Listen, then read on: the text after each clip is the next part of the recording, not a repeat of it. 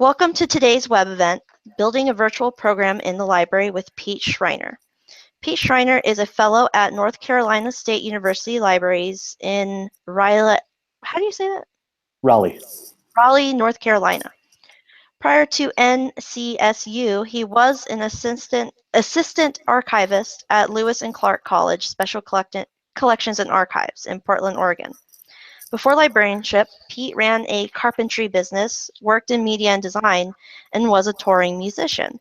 Pete earned his MLS from Emporia State University in 2015. Today, Pete will be talking to you about virtual reality. Virtual reality is an emerging technology with radical potential for education, training, gaming, entertainment, and more. How can libraries provide access and support for users to get familiar with this technology? In this webinar, we will look at the range of platforms, games, experiences, and strategies for mitigating the complexities of this quickly evolving technology so patrons get the most out of it. So without further ado, here's Pete. Hello, everyone. Thank you very much for joining us today. I am a libraries fellow here at NC State, and fellows are in two departments. I work in access services, which runs our front of house, lending, book stacks, interlibrary loan. We lend books and technology from this service point. And I also work in learning spaces and services, and my initiative in that department is building our virtual reality programming for the library. So I want to share that I started this job last July, so I've been doing this for a year. I had no experience with virtual reality at all, besides reading about it before starting here. So my main point is there is a significant learning curve with some aspects of this stuff, but anyone can do it. And we treat it here as an emerging technology. Like other emerging technologies, we want to get it into the hands of our students as soon as possible so they can start working with it in their school career and their regular careers, solving the world's problems for us. So I know a lot of us on the webinar today are from public libraries. NTSU Libraries is a pretty large institution. We have a lot of funding to support emerging technology, but a lot of the things I'll talk about here are not so expensive, not so overwhelming, piecemeal. So I think it's pretty easy to kind of dip into the VR, virtual reality, and augmented reality world. Just in terms of chat, I'm monitoring the chat. I will watch for questions and try to answer those as we go.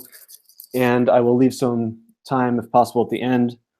And anyone is welcome to email me at any time in the future if you have a follow-up question. I'm totally open to that. So just to start with a couple definitions, I'm not sure what page everyone is on in terms of virtual reality. So this is a non-strict definition. VR is an immersive media that replicates an environment that simulates a place in a real or imagined world in which one's actions partially determine what happens in that environment. So there's a continuum of things that fall into this category. Everything from what we see here on the upper left, a completely computer-generated environment that the human can interact in, to Google Earth VR you see there on the right. That is a mix of real information taken from the world, translated into a digital environment. Similarly, the training, kind of work site training picture on the lower left, it's probably a mix of taking information via photogrammetry of a real environment, but having a computer simulate it. And then in the lower right, we see the kind of furthest end of the other end of the continuum, which is 360-degree video and photo information. So some people don't necessarily want to include that as virtual reality because it's kind of an extension of photography, but we still can look at this definition and say that the environment is created in that it's a 360 environment in a photo or video that the human can partially determine what happens in that environment, even if that is only turning your head to see what part of the image you want to view at a given time. Augmented reality is in this same realm. The main difference is with virtual reality, your vision of the real world is basically completely blocked out by a headset. the opposite is, or the augmented reality piece of this is, you see the actual environment you're in, and digital information is introduced into that environment. Something like Pokemon Go is an example of that we use with devices.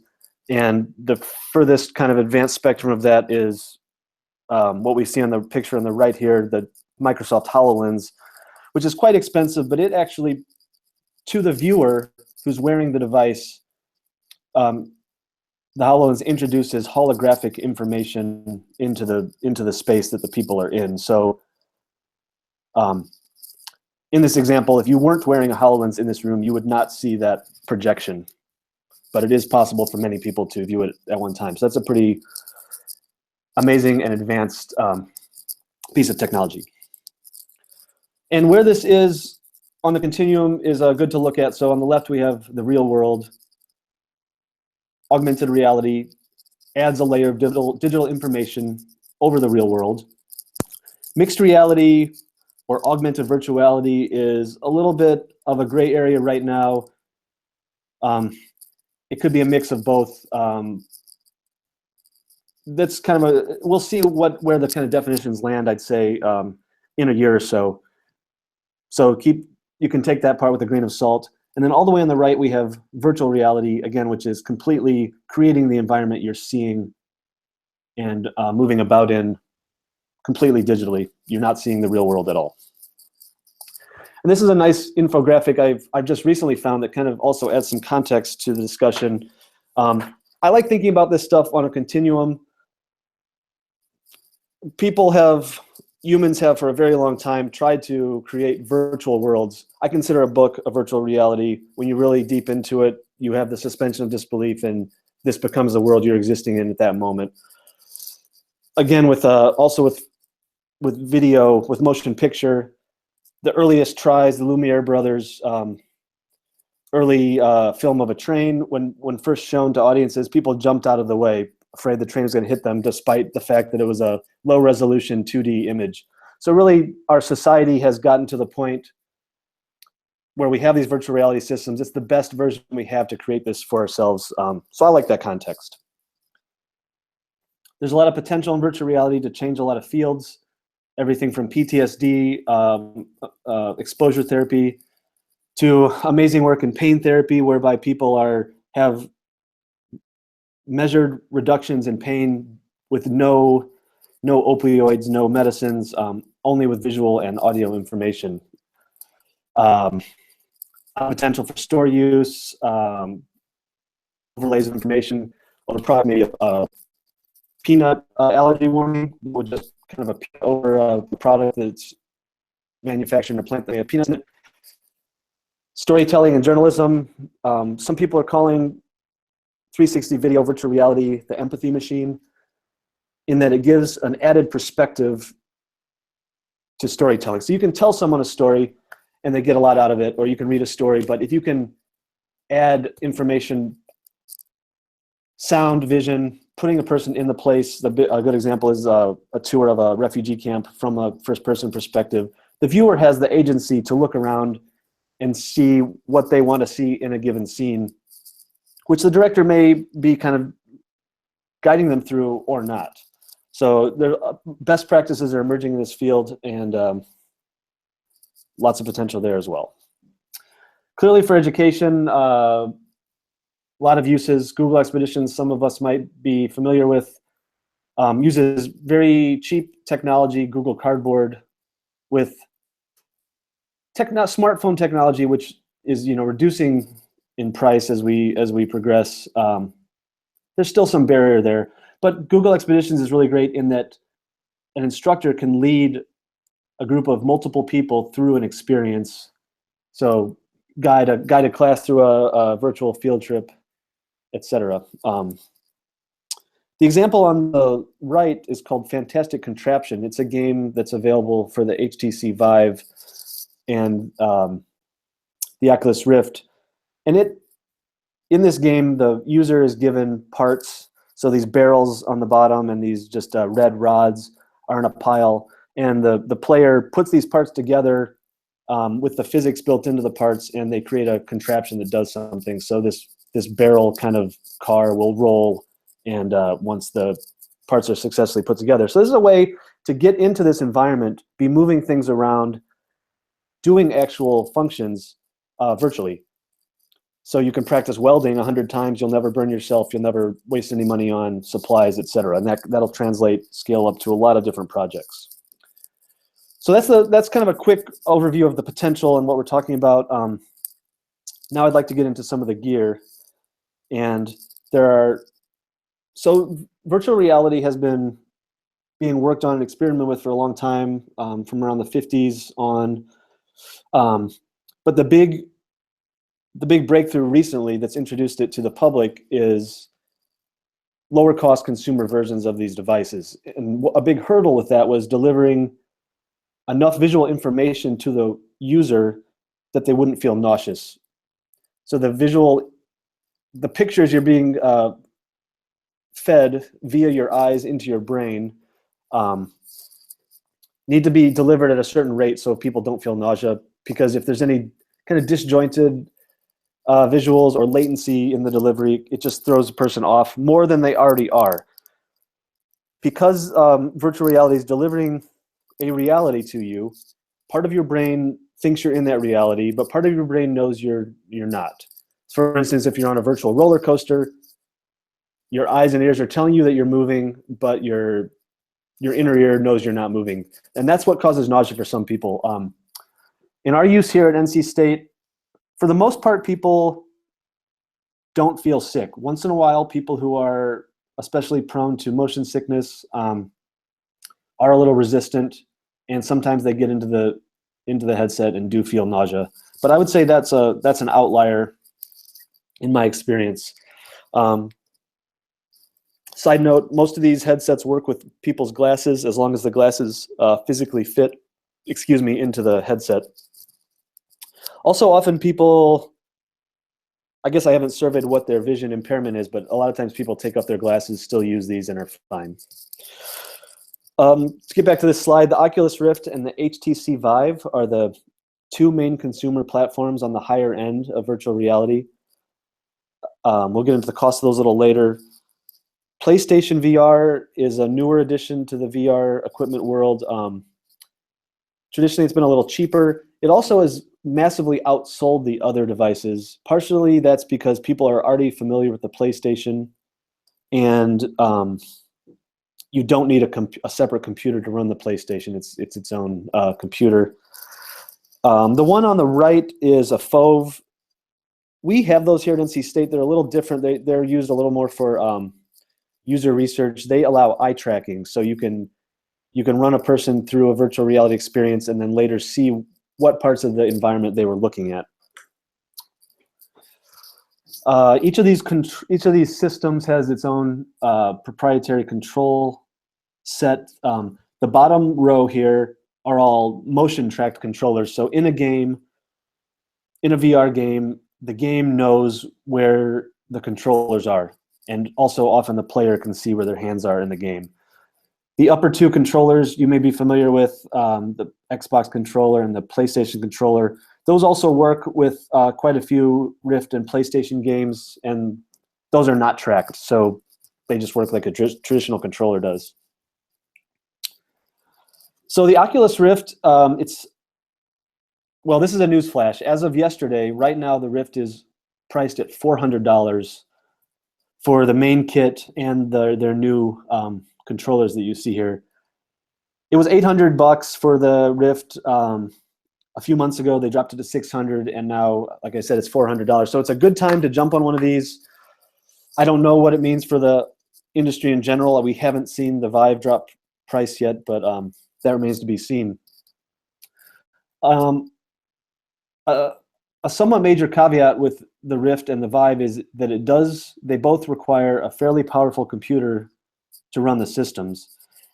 $800 is a stretch. That's what computer kind of aficionados tell me you can build your own system for if you're building the componentry yourself. The computers we have here at NC State are kind of overbuilt Alienware gaming computers, and they run approximately $2,500. I think probably for around $1,200 you could get into a decent machine, but that is something to think about, obviously.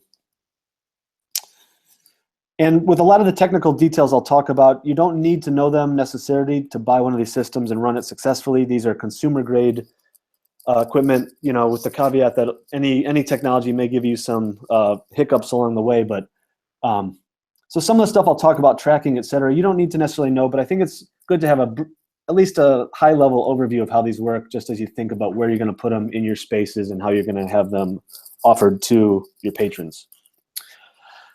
So on that note, the Oculus Rift tracking works with these little desk, they're not even mounted permanently, just these little sensors that you set on your desk or work table.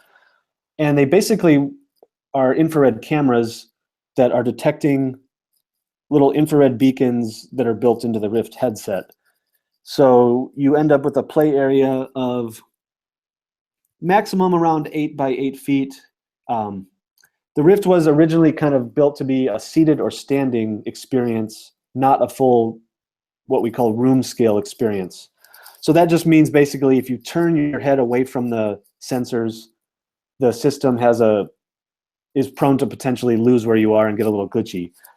However, in the last couple months, Rift has given us an update that lets you put a third and even potentially a fourth sensor on the opposite side of your play area to get more room scale tracking. So we're beginning to experiment a little with that here, but if you want to pack a lot of Rifts in a room, let's say for a classroom setting, you probably wouldn't want to use that third sensor. You just keep it a more contained experience. So you can really use one of these kits successfully in an area as small as, you're sitting at a desk chair, office chair, so a 4x4 area, you can get a lot out of it.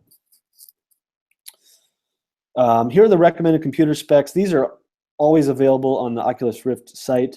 The big things to look for are a robust video card, because this thing has to deliver, again, it varies by system, but the Rift, I believe, the Vive, I believe, is 90 frames per second. So that's why the video card is pretty essential, and also just enough processing power to do that. And so it's not only giving you those images, it's also processing real-time, three-dimensional locational data of the player doing, potentially high-action gaming maneuvers, moving around really fast, and getting that processed, quick turnaround, 90 frames per second back into your brain is the big ask of these machines. And you'll see the bottom here. I saw an entry-level $799 priced computer on the Alienware website yesterday. I don't know if you need to put a couple upgrades on that to be able to use VR. And their ultimate top-of-the-line machine is $6,000. Don't be scared off by that. Like I said, you can get into it for around $1,000 or $1,200. The HTC Vive is still priced at $800 for the full kit. You need a very similar computer to run it. The tracking is the big difference. And with the Vive tracking, it's considered a room scale experience. You mount these sensors, which work in almost the opposite way from the Rift. In this case, these sensors are, well, actually, they're base stations. They're not sensors. They're emitting an infrared array that sweeps the area, allowing the player to turn 360 degrees and still be tracked. The little round nodes you see on the headset here are the sensors, and they are detecting in that three-dimensional array of infrared where the device is in that field. The controllers also have these nodes, and that's how they're tracked. And you'll notice in this simple diagram, the base stations are plugged into AC power, but they are not connected to the computer. All they are doing is sending out that array. The headset, however, is connected to the computer, so that's how that's tracked. And sorry, I'm just gonna get my chat back up. Well, I lost my chat. I'll try to hook that back up in a moment. The sensors are tracked through Bluetooth, or the controllers are tracked through Bluetooth. They are not connected to the computer. Again, similar specs. This is the same. You can pop back on here and check these out later, or go to the Vive website, because this may change in the future. There are innovations coming out that will allow less processing power, or will require less processing power for the game to run. So that will drop costs perhaps in half, but that's something we're waiting on. PlayStation VR is, depending on the accessories you buy, between $400 and $600. There's no computer required. Out of the box, it uses the PlayStation controller. Not a whole lot of games right now are using their motion tracked controllers that you see here on the right, but almost certainly more and more games will use those. PlayStation VR uses a pretty traditional camera sensor, or camera sensor mounted around the in front of the play area. You don't actually need a monitor for this, but we usually have one kind of interface with it. But this sensor is just picking up the blue lights that are built into the headset you see here, and they also, when you use the motion controllers, they track the colored light up balls on the top. This is newer to our facility. There are less educational apps, I would say, available at this point, but that will probably change too, given the popularity of the PlayStation. So we're also looking at mobile device virtual reality. The cheapest option here is the Google Cardboard. A lot of us have used. That is useful for 360 video and also a handful of virtual reality apps. The interaction is limited. This one we're looking at here has a button. Some don't have buttons. Often the interaction is done with the viewer's gaze, so there'll be a persistent kind of cursor in the middle of the view, and you can use that cursor to hover over buttons in the experience to make choices. Samsung Gear VR is a step up from that. It's a nicer, better built headset with a control panel on the side that lets you have a little better interaction with the device and with experiences on it. The resolution on these is awesome. The headset's probably around $100. The phone, of course, is 600 plus. And the newest version of this actually has a little hand controller similar to the Google Daydream's hand controller we see on the right. I haven't used the Daydream yet. Reports are good. The headset's supposed to be very comfortable, and the resolution also is reported as good. This is the HoloLens I mentioned earlier. It's the upper end of head-mounted augmented reality. These are $3,000. They run their own instance of Windows 10. It's a completely self-contained computer. It doesn't have to be tethered to anything. And it is introducing three-dimensional light objects into the viewer's vision. So those are persistent objects. You can walk around them. You can move them around, resize them. And this is a development level kit. So some things are glitchy. The field of view isn't awesome, but the technology itself is awesome. And we'll see the price drop on that probably in the next couple of years, and there'll be some sort of consumer edition that will be a little more attainable for people. The Meta is still in production. I actually got to try one last night. I think there are only 10 in the country right now. It's a little glitchy, but it is a wider field of view. It is tethered to a computer, which makes it about the third of a price of a HoloLens. Right now, the Meta is $1,000 once they start delivering on their pre-orders. But an easier way to get into augmented reality is through mobile devices. You may have used some apps already. There are quite a few free ones. This is one I like for a demo. It's called 1600. It uses a standard dollar bill to track to, and then once it tracks the dollar, it starts an animation that builds a little White House on the dollar. More and more of these apps are coming out. Some are, again, Pokemon Go is an example that a lot of people have heard of. And as long as you have a device capable of doing it, you can access a lot of these programs for free. Another one new to our library, which many of you may find useful in some way, because a lot of our college-age patrons are using Snapchat. So I imagine public library folks are as well. But this new device is called Spectacles, and it basically wirelessly integrates with your Snapchat account to collect and share videos. We're actually using this for our library scavenger hunts for incoming freshmen. Traditionally, we've used iPods for them to deliver their answers. They run around the library doing various tasks, proving they've done them with a picture that they text back. So now they'll be able to do it natively through the Snapchat app. And they actually, we wanted to find a new system that would be more relatable to students because they kind of complained that doing stuff through email and chat was a little clunky.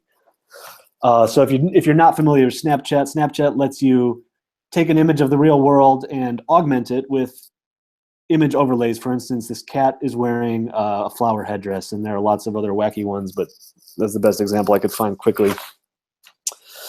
So I mentioned previously that virtual reality also encompasses 360 photos and videos. If you view a 360 image on a browser in a 2D method, this is how you use it. You have access to the whole 360-degree image, but you drag around with the mouse or with your finger, depending on your device. If you're gonna use 360 video through a headset or a Google Cardboard, you can, rather than drag around, you just simply turn your head and you have access to that whole array of information. Basically, your head kind of becomes the camera in the situation, and you can look around anywhere the camera saw from that central point. We have several models here at NC State that I've messed around with. The Ricoh Theta is by far the easiest to use. The Ricoh Theta and the Samsung Gear 360 are both $200 or less. Pretty easy technology to get into, and the workflows are well supported online. There are lots of tutorials, and they're pretty simple. The Nikon Key Mission is a little more expensive. It has a little better resolution. It's a lot harder to use, so I wouldn't recommend that for a library situation. I think it's perfectly fine for an individual to buy one and use one and learn the workflow. So the three devices here on the left are basically consumer grade, pretty good resolution of the imagery. The Key Mission and the Samsung Gear are a lot better than the Theta. But again, the workflows are simple. To get very high resolution 360-degree video, you really need to use a multi-camera array like the GoPro one I have pictured here. And in these, you use literally 6 different cameras. Each one takes a different part of the picture, and then later you stitch those images all together, which gets a little tricky. But again, you can, rather than having 2 lenses, be responsible for the entire image. With an array, 6 cameras are responsible. And some of the arrays, you can get a camera array up to 24 cameras, and they get really involved. But again, that's the way to get really high resolution at this stage in the game. I don't want to spend too much time on this, but with all of these 360 workflows, the camera is capturing at least 2 different lenses. So when you pull the file off, you get what we see here on the left, 2 discrete camera files, each wide angle, fisheye even. And then you do a stitching step. Each system is proprietary. You do it a little different way, but basically you're stitching those 2 images into one image that contains all the data. So this equirectangular 2-to-1 image is an MP4. Once that image is stitched into the MP4, you can edit it in a standard way, just like you would edit any other 2-dimensional video. And then before you output this to either a 360 viewer or YouTube, you add 360-degree metadata to it, basically just attaching to the file metadata that says, display this as a sphere. Once that's displayed as a sphere, you get the situation that I mentioned where the viewer's head is essentially the camera, and it's kind of like you projected this 360-degree image onto the inside of a balloon, and you put your head in the balloon, and you can look all the way around. These are pretty easy to sample on YouTube if you haven't done it before. And kind of the beauty of this workflow is once you get your video onto YouTube, YouTube allows you to automatically view it in a Google Cardboard viewer. You press a little Google icon, Cardboard icon, and it splits the view into 2 views, one for each eye. And a lot of these, you can port these also to the big time virtual reality systems like the Vive and the Rift.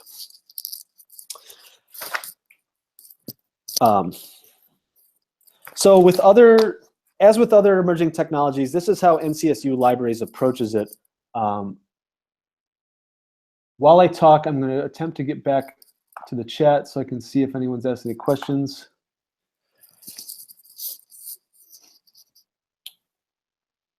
So I'm just seeing the text. Let's see. Teens would want to reenact their favorite scenes. That could be a good project. Thinking about how to do video in 360 is interesting, because how do you approach framing a shot, let's say, when the viewer is going to be able to see everything? So storytelling changes. You have to think about what's going to be in the scene. So if you're there monitoring the camera, you're going to be in the scene. So think about directing action from behind a couch or from the other room. There are lots of good examples of this, and again, like I said, it is pretty easy to get into it. So I think having teens do reenactments or give a tour of their favorite space in the library or a tour of their room would be some interesting use cases for this. So we try to make technology available as soon as possible, engage the community to find use cases and get buy-in on the new technology, provide expertise on how to get people started using these kind of things. Sometimes they can be scary or intimidating to people. And also, like I mentioned before, there's often a learning curve with a lot of these devices. And then host exploration and creation space for people to come try and hopefully to create their own virtual reality experiences. So we lend all of these items you see here. Google Cardboards are pretty easy to support. Once you get into things that are app-based or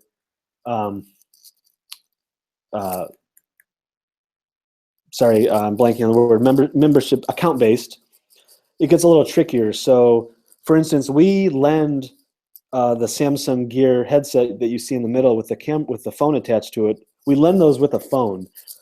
So we're probably all familiar with having to set up a phone with your own personal accounts. It's kind of complicated. We lend these stripped down to factory settings, requiring a person to create their own account, load on a couple apps to be able to use this device. So that required a lot of documentation and tutorials for people to be able to do that. We lend these for a week, so they have plenty of time to do that and mess around with different apps. But then when they return them, we need to clear these devices of any personal data before we lend them to the next person. So that required a lot of documentation and tutorials for our staff. So there's just a little bit more overhead with lending some of these devices, particularly the HoloLens in the upper right here. Since the way to interact with this thing is through gestures and talking, to get someone who's never used it before to a level of using it, even if it's getting to the built-in tutorial on this device, it was a challenge. So we have really good written instructions, and I also created some videos that allow people to watch how to do it, which obviously for a lot of people it's easier for them to learn by observing. And so basically, again, just think about the overhead, any kind of added workflow that you would need to incorporate for something like this. We also lend the Oculus Rift. It's been highly popular. In this case, people have to have their own computer powerful enough to run this thing. So it's not probably applicable to every lending situation, but here on our campus, we have a lot of computer science students, et cetera, who do have capable computers. A lot of also people into gaming have computers capable of running this stuff. Here at State, in terms of creating community, we reached out to kind of do an environmental scan, see who is working with VR of any type.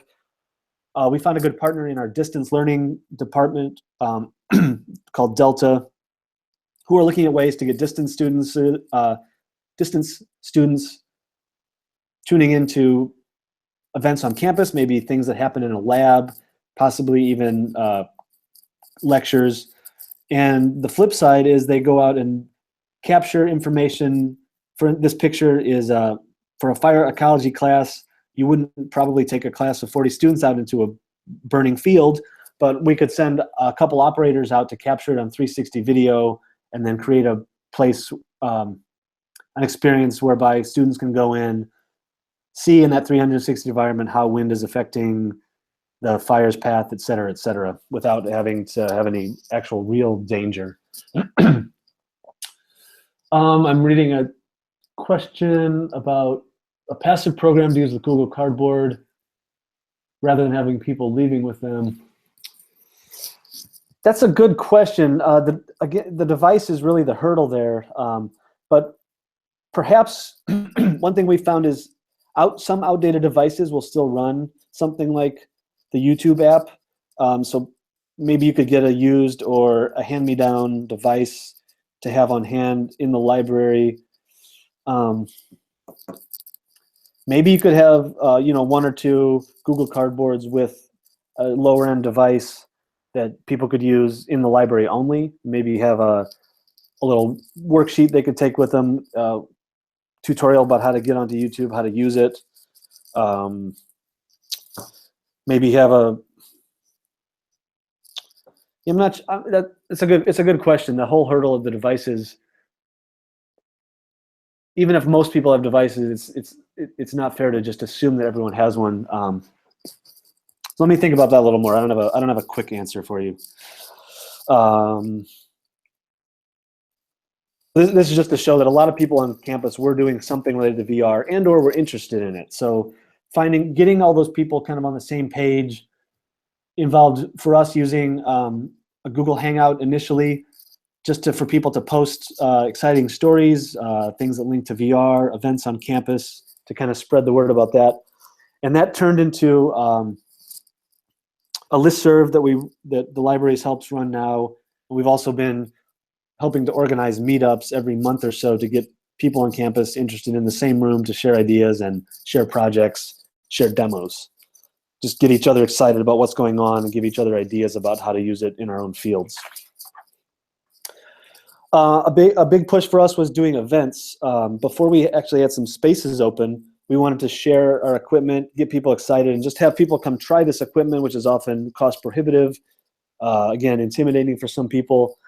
So what we did was set up all our machines, which at the time were probably 3 or 4 computers and a couple augmented reality devices, and some Google Cardboards in a group area space, and invite the public, not only our NC State folks, but the public in general, to come try stuff out.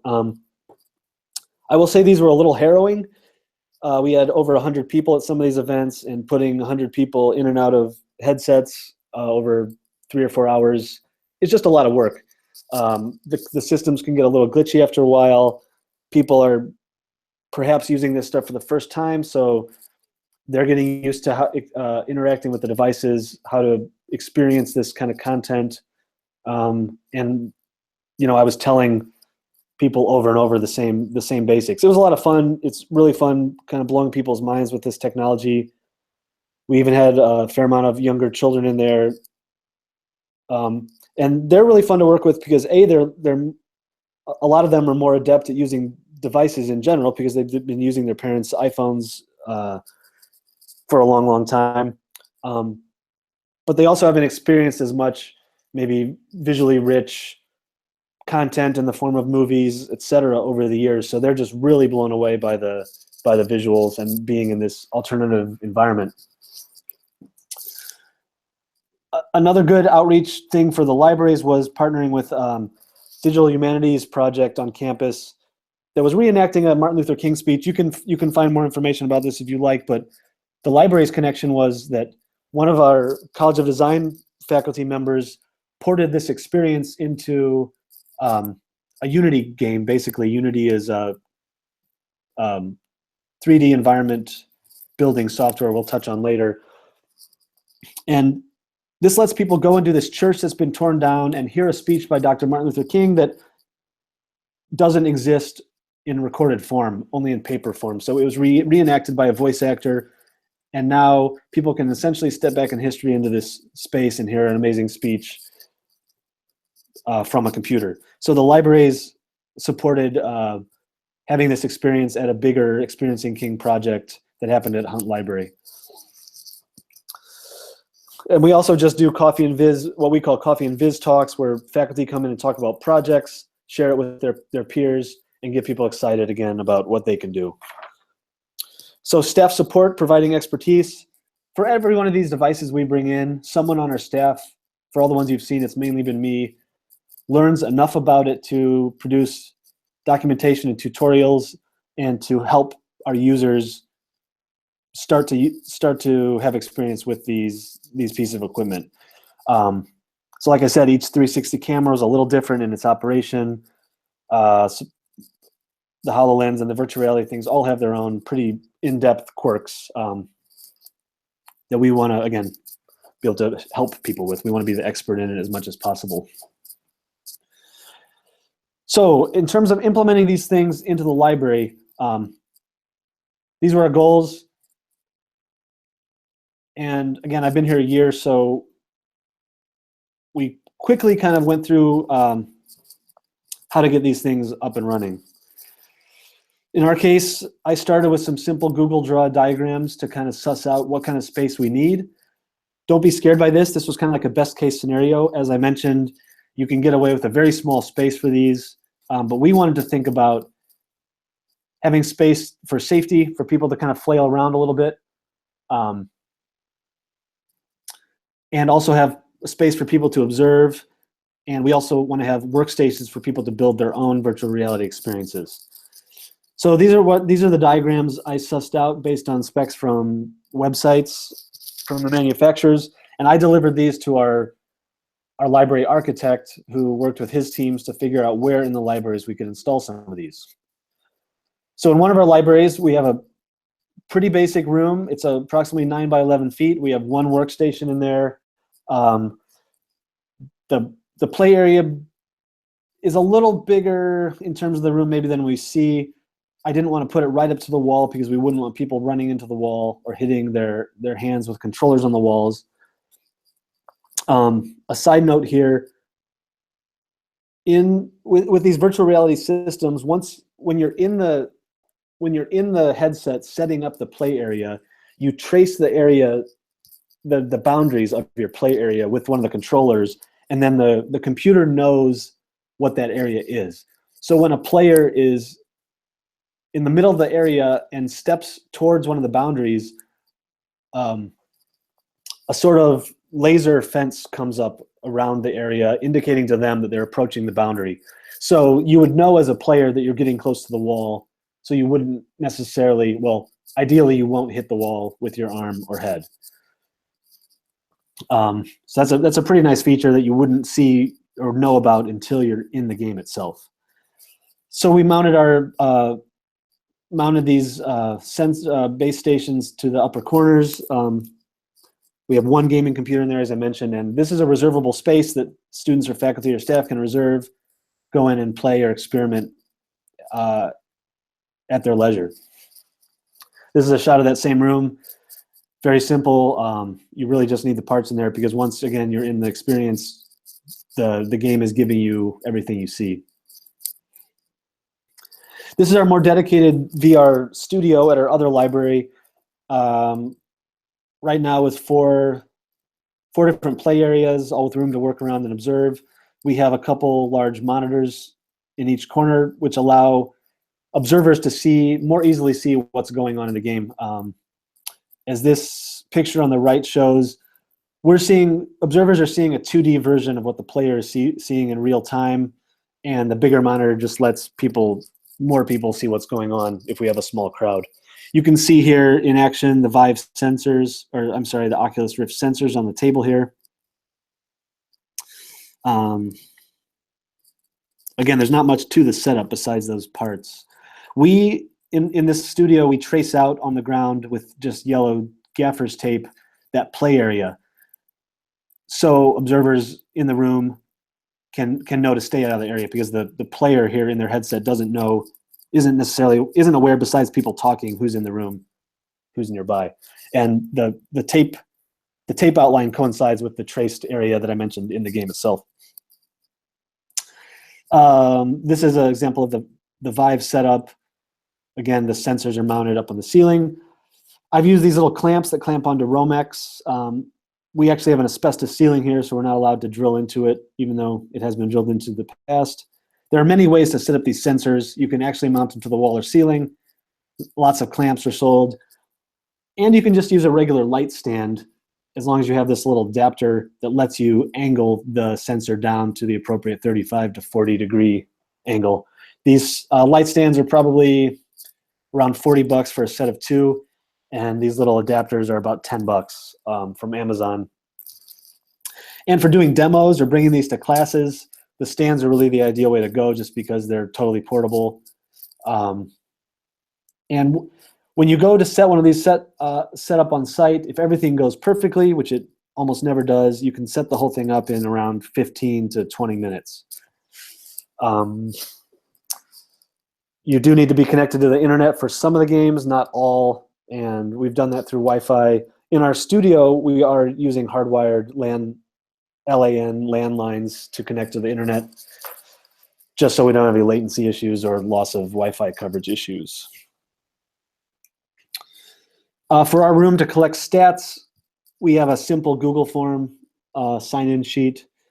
We may move to a card scanner system in the future, but at this point we're not. And Google Forms are totally free and pretty easy to use. There are some safety concerns with having people in a headset and they can't see their environment. So we've chosen to have our VR studio staff, our space staffed during open hours, to help people through potentially complicated systems, especially if they've never used the VR headsets before. But motion sickness is an issue. Making sure nothing is in the play area is an issue.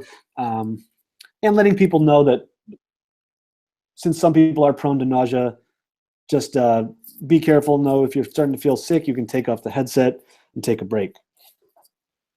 As you can imagine, people playing games are naturally going to potentially get sweaty. People have, greasy faces, whatever. So we've started using these little disposable face guards. You strap them to your ears, and they keep the actual headset off of your face.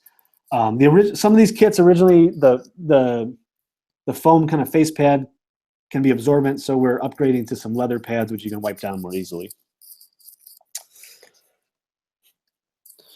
So in terms of the HTC Vive and the Oculus, there are proprietary ways to get content, get games and learning experiences from them. The Vive uses Steam, which is not only limited to VR, but it was already an interface that existed for buying games, sharing games, and keeping tabs with friends. It has a social media component, but it requires an account.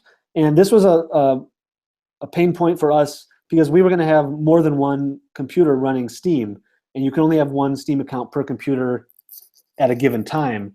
So the way we dealt with that is having a separate Steam account for each workstation and purchasing games multiple times. So if we want the same game or tool on each account, we buy it multiple times. Steam does have some kind of enterprise or versions of accounts, but it doesn't allow you to play every game on multiple machines. And for us, it wasn't the best solution. It may be for others, but that's how we've approached it. For Oculus, the Oculus has its own store that you buy games through and have a library. It is a little more amenable to having multiple games open on multiple machines, but I don't know how that's going to last, how long it's going to last. It doesn't seem like a great business plan. So we are planning on having multiple Oculus accounts on each machine as well. This is another thing that's happened recently. You can access Steam accounts via Oculus. I don't know if every game is available, but that simplifies things to some extent. However, some games are still only available on Oculus, so we are continuing to have those accounts available. These are a couple pieces of software that I like as introductory experiences for people who have never used VR. There are low learning curve and pretty intuitive to use. One's called Tilt Brush. It used to be free. It may still ship free if you buy a Vive, but I'm not certain. It's available for both systems, the Vive and the Rift. And basically, it's a three-dimensional drawing, painting application, almost like MS Paint to an extreme degree, or like Adobe Illustrator. You create three-dimensional drawings, you can output them, you can take videos of them, etc. Google Earth VR is, as you imagine, a version of Google Earth in virtual reality, 3 dimensions. It's really fun to be able to fly over cities, fly over your hometown, see your house, just zip around the world in a matter of seconds. So again, I highly recommend that one. Something we've been interested in here at State is being able to have people build their own virtual reality games and experiences. The two major ways to do that are pieces of software called Unreal Engine and Unity, or the Unity engine. And both of these are systems that let you build a 3D environment, introduce three-dimensional objects into that environment, whether that's a player or a book, a tool, a game piece, a ball, etc.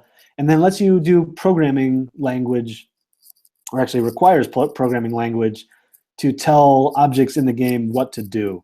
So if button X is pressed, move object Y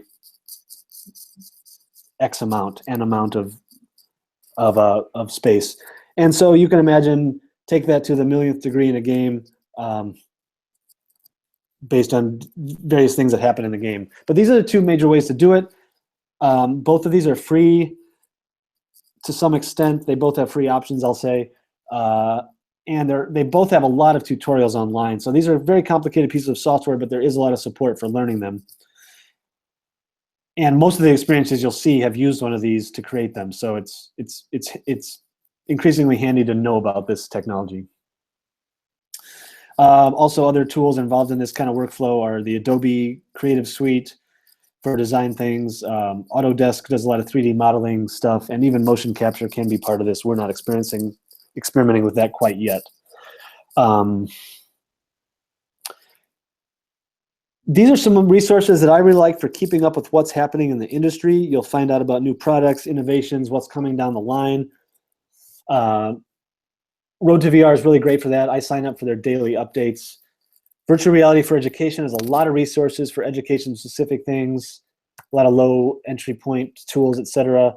And then Immersive Tech for Education is a little broader. I guess they have sort of a higher ed focus, but you can learn a lot from that too.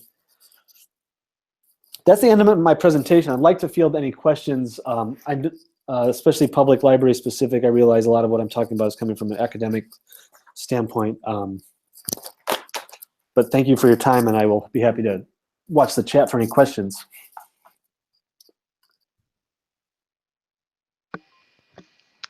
All right, it looks like some people are interested in hearing more about the Coffee and Viz.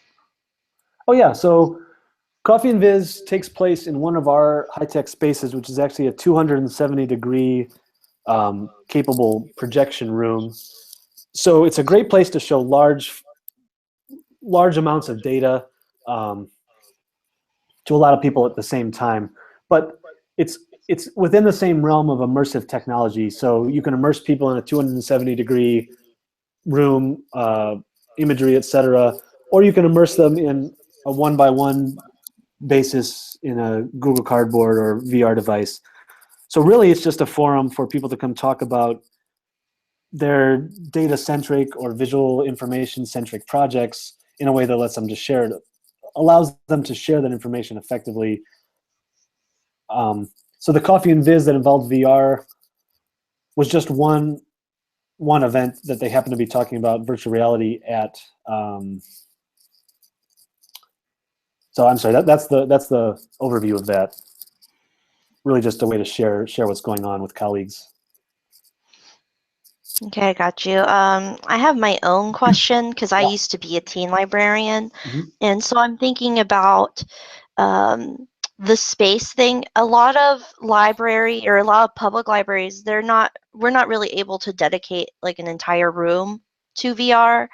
Right. So I'm thinking if I was going to set up, with the what are they called, the base stations, and to make that like that box that says you can't really, no one should cross this box, would if I set it up in the same place every time, would the machine remember that? No. So when you set up either of those systems, you have to calibrate it to that space in time. So even if you move one of the sensors, an inch, half inch, it'll throw off its ability to read accurately. So it's a good point. A lot of places won't have space for this.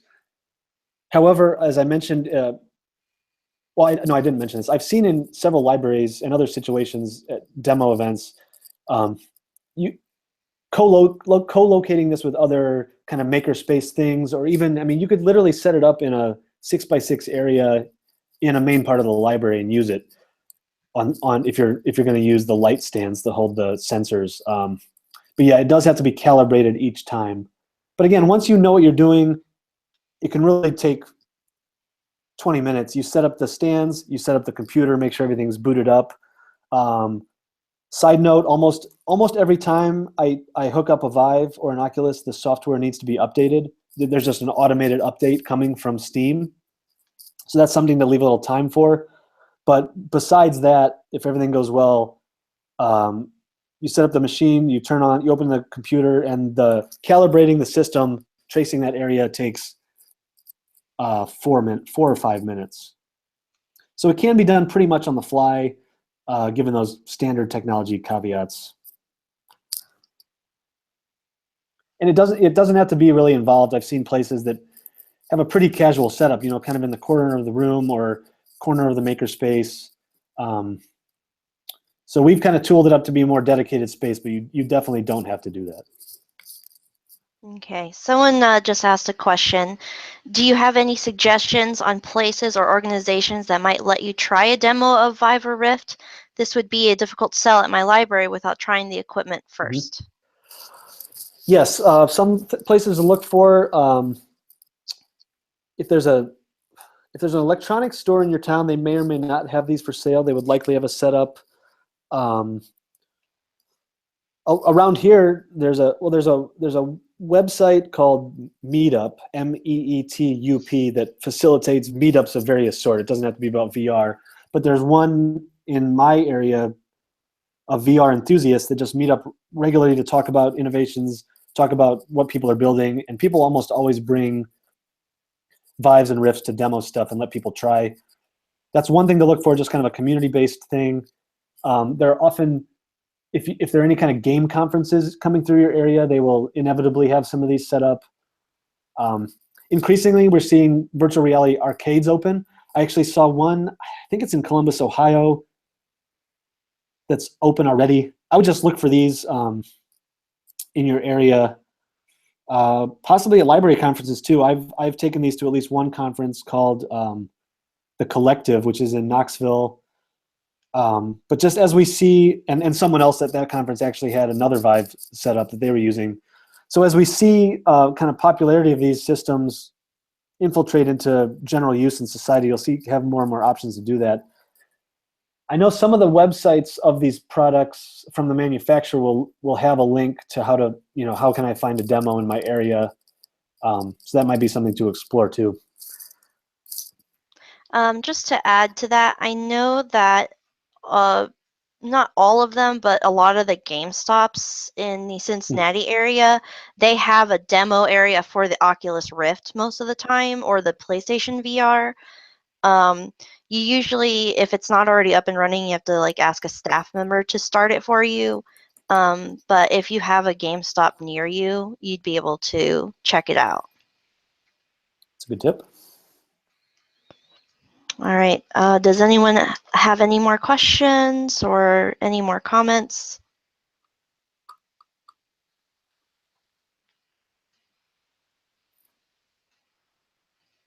Okay, I'm going to go ahead and assume that we're good.